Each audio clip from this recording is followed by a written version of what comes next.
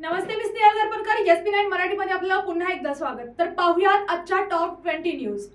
Sleeper bus तपासणी मोहीम. RTO कडून कोल्हापुरात 370 स्लीपर बसची फायर सेफ्टी तपासणी सुरू. अलीकडील अपघातांच्या पार्श्वभूमीवर ही कारवाई. कोल्ह्यांचा हल्ला. चंदगड तालुक्यात 14 महिन्यांच्या बालकावर कोल्ह्याचा हल्ला. बालक जखमी, वन विभाग सतर्क. जिल्हा परिषद निवड. शिल्पा खोत अध्यक्ष आणि तानाजी पाटील उपाध्यक्ष बिनविरोध निवड. राजकीय समीकरणे स्पष्ट. शाळांची वेळ बदलली. उष्णतेमुळे झेडपी शाळा सकाळीच सुरू. विद्यार्थ्यांच्या आरोग्याची काळजी. आयटी पार्कला मंजुरी. 34 हेक्टर जागेवर आयटी पार्क. युवकांसाठी रोजगाराच्या मोठ्या संधी निर्माण होणार. Kagal elevated corridor. NH48 वर 6 लेन प्रकल्प मंजूर. वाहतूक कोंडी कमी होणार. इचलकरंजी हल्ला. राजकीय वादातून चाकू हल्ला. पोलीस तपास सुरू. बिबट्यांचे रेस्क्यू. जिल्ह्यात बिबट्यांना सुरक्षित पकडून जंगलात सोडले. गॅस टंचाई. गॅस सिलेंडर कमी पडल्याने नागरिक त्रस्त. एजन्सीवर गर्दी.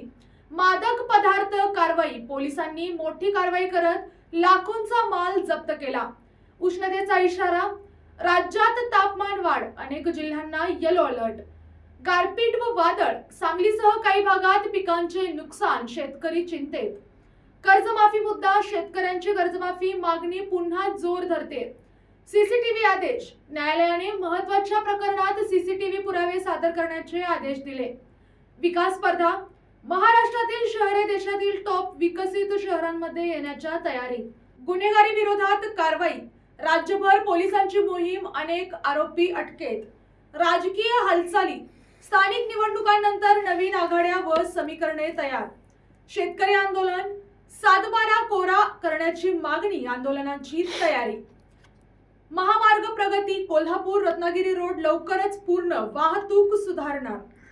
सीमा प्रश्नांतील नेत्यांचे निधन. सीमा लढ्यातील ज्येष्ठ नेते दीपक दळवी यांचे निधन. राज्यभर शोक. कोल्हापूर विकास प्रकल्प. IT park. महामार्ग वेग घेत आहे. राज्यभर उष्णता, शेती संकट आणि राजकारण. कायदा सुव्यवस्था आणि पायाभूत सुविधांवर सरकारचा फोकस वाढला आहे. तर या आणि अशाच टॉप 20 न्यूज साठी पाहत रहा SP9 Marathi. Your time your news. धन्यवाद.